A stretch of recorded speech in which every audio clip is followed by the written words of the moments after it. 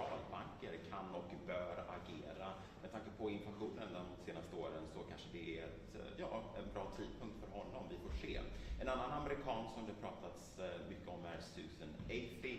Hon är en forskare inom digitala marknadsplatser. Det har hon specialiserat sig på, till exempel Google och eBay. Men det talas också om att hon kanske vid blott 53 år gammal är lite för ung för att få det här priset. Detsamma gäller den franska ekonomen Thomas Piketty, som ju forskat väldigt mycket inom ojämlikhet. Han är också 53 år gammal.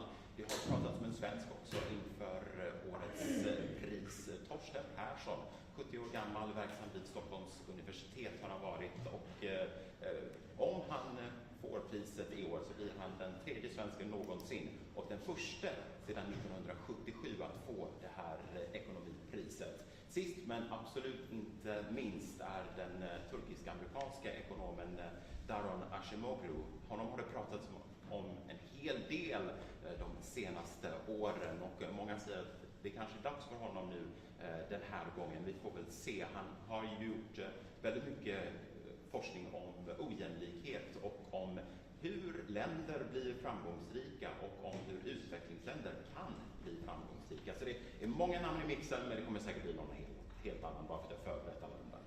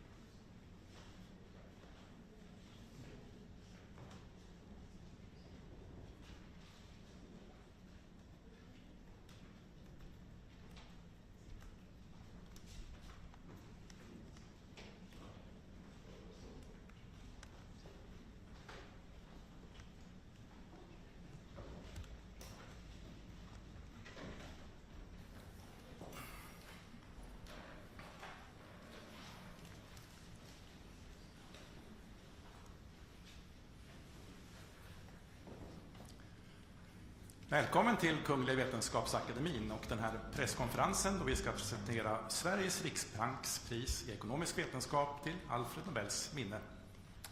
Welcome to this press conference when we will present the Royal Swedish Academy of Sciences Prize, Sveriges riksbanks prize in economic sciences in memory of Alfred Nobel. We will keep to our tradition and start the presentation in Swedish and then continue in English. And you're of course welcome to ask questions in either language later on. Jag heter Hans Ellegren och är ständig sekreterare här på Kungliga Vetenskapsakademin. Till höger om mig sitter professor Jakob Svensson, ordförande för priskommittén för Sveriges riksbanks pris i ekonomisk vetenskap till Alfred Nobels minne. Och till vänster om mig sitter professor Jan Theorell, ledamot i priskommittén och expert i ämnet. My name is Hans Ellegren. I'm the Secretary General of the Royal Swedish Academy of Sciences. And to my right is Professor Jakob Svensson, Chair of the Prize Committee for the Sveriges Riksbanks Prize in Economic Sciences in memory of Alfred Nobel. And to my left, Professor Jan Theorell, member of the Prize Committee and an expert in this field. Årets pris handlar om att förstå skillnader i välstånd mellan länder. This year's prize is about understanding differences in prosperity between nations. Kungliga Vetenskapsakademin har idag beslutat att utdela Sveriges riksbanks pris i ekonomisk vetenskap till Alfred Nobels minne för 2024 till Daron Acemoglu, MIT, Cambridge, USA, Simon Johnson, MIT, Cambridge, USA, och James Robinson, University of Chicago, USA, för studier av hur institutioner formas och påverkar välstånd. The Royal Swedish Academy of Sciences has decided to award Sveriges Riksbanks Prize in Economic Sciences in memory of Alfred Nobel for 2024 to Daron Acemoglu, MIT, Cambridge, USA, Simon Johnson, MIT, Cambridge, USA, and James Robinson, University of Chicago, USA, for studies of how institutions are formed and affect prosperity. Professor Jakob Svensson will now give us a short summary. Please, Jakob. Thank you. Global inequality is largely driven by differences in average income across countries. But why are some countries poor while others prosper? And why are the gaps between poor and rich nations so persistent? These are not new questions, but they are among the most urgent in the social sciences. And addressing them is extremely challenging.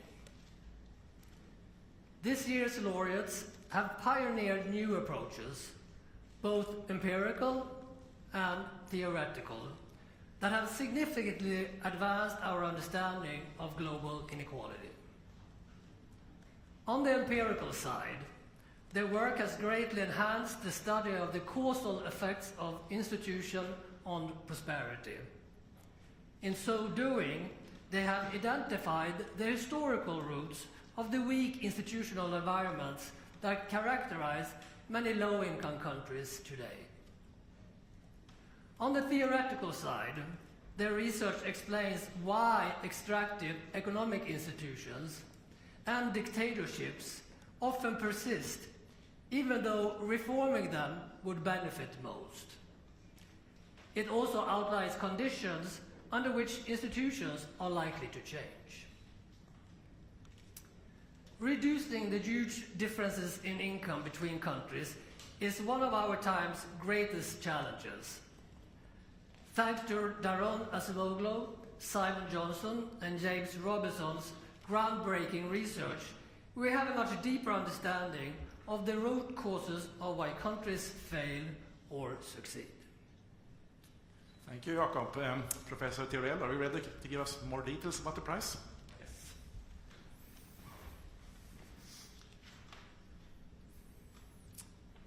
Thank you very much. Today, the 20% richest countries in the world are about 30 times richer than the poorest 20%. And this income gap is quite persistent. So although the poorer countries are of course becoming richer, they're not closing the gap. Why is this the case?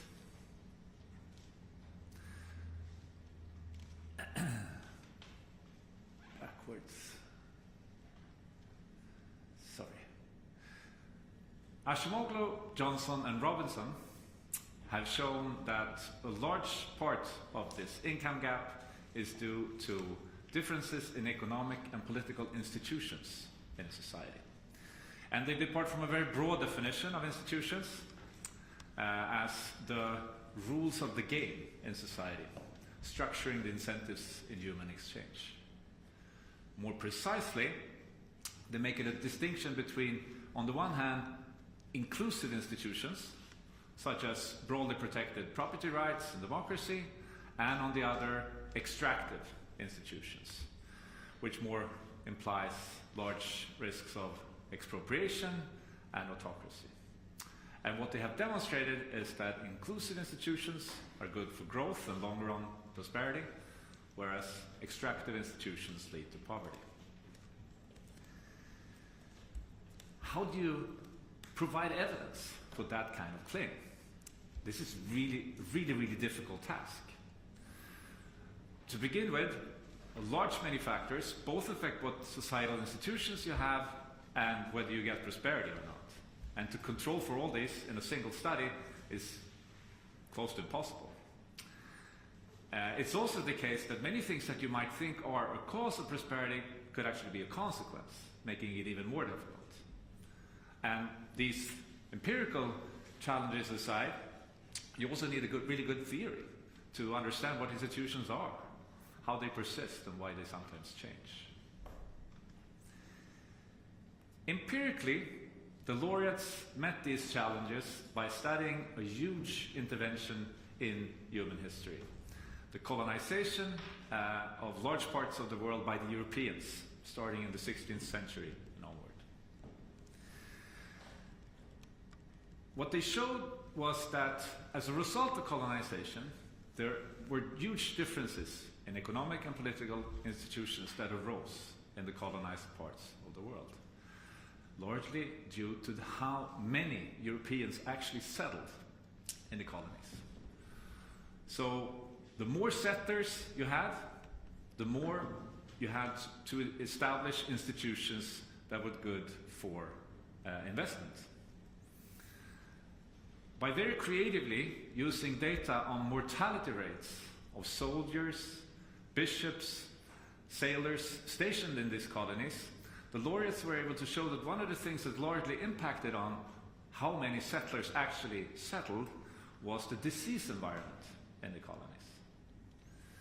So the lower settler mortality, the more Europeans actually settled, and the more inclusive institutions they established for the benefit of the settlers.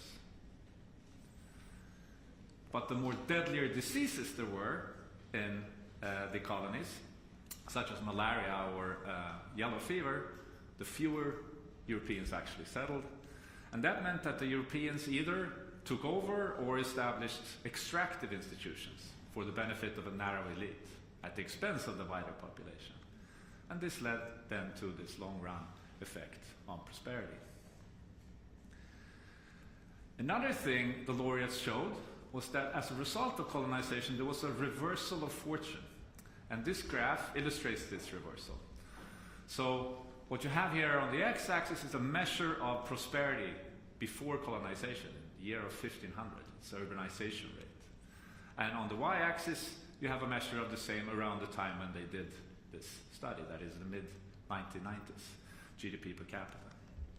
And what you can see here is that countries that were richer before colonization, to the right here, have now become relatively poorer, whereas countries that were poorer at the time of colonization have now become relatively richer. And this, again, is in large part due to the inclusive institutions that the settlers established in these then formerly poorer countries. But taking a step back, in order to understand this, the laureates not only had to make an empirical contribution, but also a theoretical one. Because if you think about it, and if you rule over a poor country, why don't you just take the institutions that you know are good for growth? Growth would be best for everyone. Why don't you just introduce these inclusive institutions instead of the extractive ones? To answer this question, the laureates developed a series of game theoretical models. And these models center around the conflict between the rich elite, ruling elite, and the poorer masses, and a problem of credibility between those two groups. So to simplify things, the elite, here represented by the king in his tower, could, for example, promise economic reforms. They could promise more protected property rights for the people. But this promise is not credible as long as the king or the elite remains in power. That is, as long as they don't change the political institutions. Because as long as they don't do that, the poor knows that the rich could just steal back from them whatever assets they have accumulated in the future. So this promise, or the economic reforms, are not credible, and this also means that countries with extractive institutions get trapped in a situation with a rich elite and poorer masses. And this is called the commitment problem in this literature. This commitment problem, interestingly, is also part of the explanation for why institutions sometimes do change. One of the things that ordinary people have, also in non-democratic settings, although they lack formal political power, is the power to mobilize. So what the ordinary people can do is threaten with a revolution. This could, but does not have to be violent. Under such a threat, the elites in these countries face a difficult dilemma. They would like to cling on to power, so the king in his tower there, he would again start promising economic reforms to make peace with the people. But these promises are not credible. Because again, the people know that as soon as the situation calms down, the elites can just swiftly turn back to the old system. So under this situation, the only option for the elite could actually be to hand over power, introduce democracy, here represented by the king handing over the crown to the ordinary people. So, to sum up, Acemoglu, Johnson and Robinson have both made an empirical and a theoretical contribution that has hugely impacted on later research in these fields. On the theoretical side, they have given us much better understanding for how institutions are formed, that is, how they, why they persist and under what circumstances they sometimes change. And on the empirical side, they have shown this huge impact of institutions on prosperity. And although they don't provide any simple recipes or have any concrete policy proposals, this of course also has huge societal impact. To just mention one, their insights show us that work on promoting democracy, more inclusive institutions, is an important way forward for promoting economic development and closing the world income gap. Thank you. Thank you, Professor Theorell. I believe we might have Professor Daron Acemoglu online here. Are you with us, Professor Acemoglu? Yes, I am. Thank you. Yeah, good morning, and please accept our warmest congratulations. Thank you. I am delighted. It's just a real shock and amazing news. Thank you. Yeah, so you feel okay right now? I am completely fine, yes. Yeah. Here at the press conference, I believe we have many interested journalists, both from Sweden and from the international press. Would you be ready to take some questions from them? Of course, I would be delighted. Okay. Who would like to start? Yes, please. Hello, this is Bogdan Radajewski from the Polish television. Congratulations, Professor. Thank you. What I'm wondering and what I wanted to ask, because at first glance you could see the results of your work and your research as a simple recommendation that democracy means economic growth. Is it really that simple? And how, in that regard, would you explain countries like China, who are not democracies, yet they have experienced tremendous economic growth in the past decades? Thank you. Thank you very much. Yes, I think broadly speaking, the work that we have done favors democracy. And in follow-up work that I have done with Pasquale Restrepo, Suresh Naidu, and James Robinson, we specifically look at the democracy problem as well and find that countries that democratize, starting from a non-democratic regime, do ultimately grow in about 8-9 years faster than non-democratic regimes, and it's a substantial gain. But democracy is not a panacea. Introducing democracy is very hard. When you introduce elections, that sometimes creates conflict, and in particular, in already polarized societies, elections can lead to short-lived outcomes that are sometimes not democratic in nature, in the sense that one party gains power and in an authoritarian way implements things. And there are pathways via which non-democratic countries can actually grow. This is something that James Robinson and I have emphasized a lot in our book, Why Nations Fail, what we call extractive growth. Countries can put resources rapidly, mobilize resources for their existing sectors, existing firms, and that can lead to a pickup in growth. But our argument has been that this sort of authoritarian growth is often more unstable and doesn't generally lead to very rapid and original innovation. And of course, China is a bit of a challenge because it has recently started pouring a lot of investment and other resources into some sectors such as AI. But I think my perspective is generally that these authoritarian regimes, for a variety of reasons, are going to have a harder time in achieving sort of long-term sustainable innovation outcomes. More questions?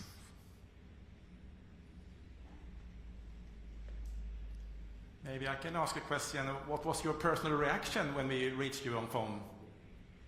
Oh, well, surprise and shock, but this is a real good coincidence in the sense that I'm in Athens right now, so it's not 5 o'clock in the morning for me. It's 1 hour ahead of your time, so it was easier to absorb than it might have been if I was in my usual place. Yeah. So you are in Athens now? Yes, I am in Athens, Greece, correct. Yes, please. Professor Ashimoglu, my name is Marcus Carlson-Boriou. I'm from the Swedish broadcaster TV4. I was just wondering if you could explain to a layperson very, very simply what your research is about and what you have achieved through your research. Well, I think the Nobel Committee gave a better summary than I can, but I think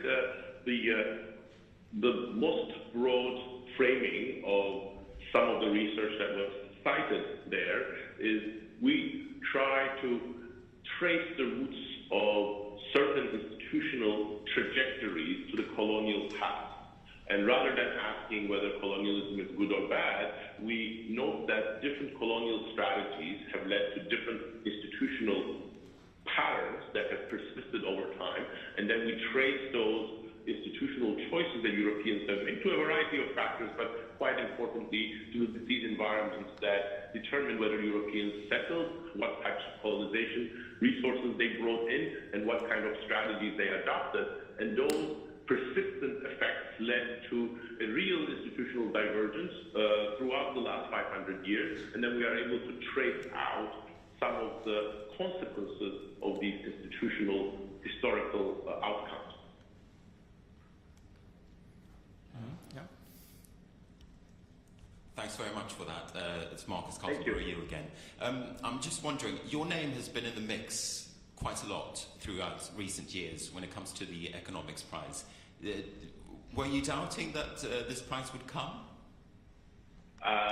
You never expect something like this, I think, was it Napoleon who said, when you go into officer cadet school, you dream of becoming a general, but not a president or king. So, you dream of having a good career, but this is over and on top of that. So it's a great surprise and honor.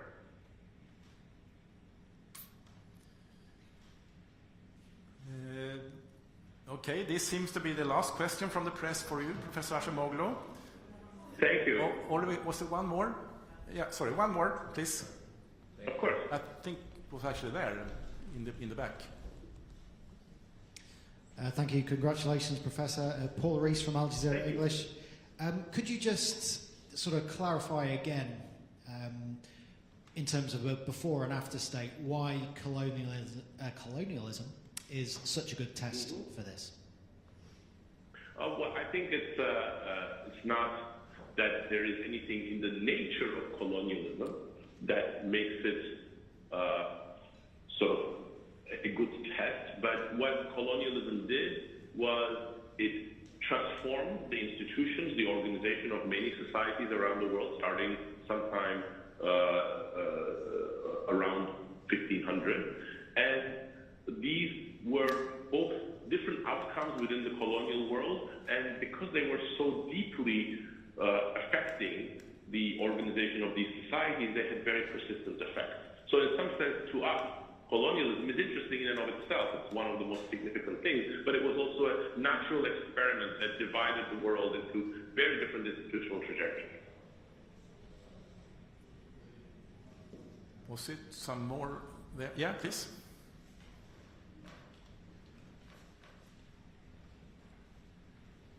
Yes, hello. This is Carl-Johan von Seth from the Swedish daily Dagens Nyheter. Congratulations, Professor Osmoglu. Thank you.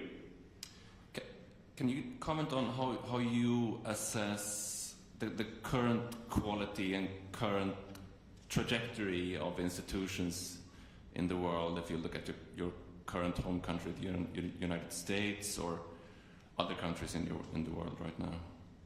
Well, I mean, I think this is actually another topic that I am researching, and it's fascinating but worrying.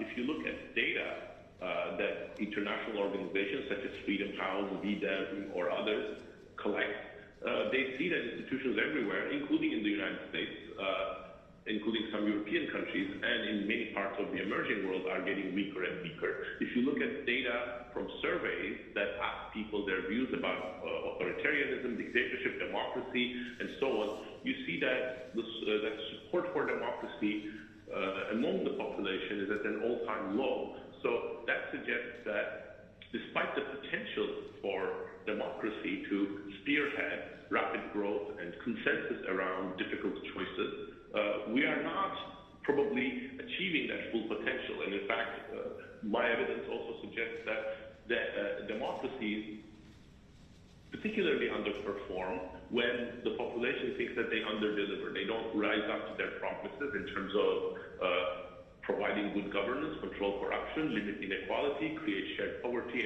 shared prosperity, and so on. So I think this is a time when democracies are going through a rough patch, and it is in some sense quite crucial that they reclaim the high ground of better governance, cleaner governance, and delivering sort of the promise of democracy to a broad range of people.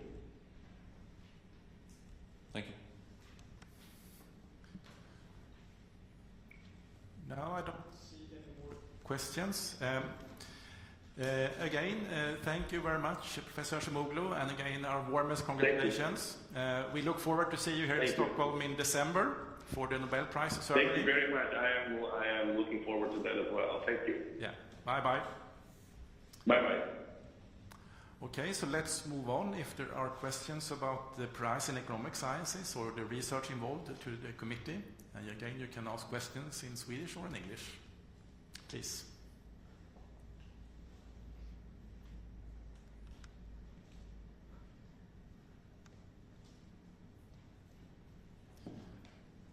I see no questions. So then we end here. Thank you for attending, and look forward to see you then when we have press conferences in December with the laureates present here. Thank you.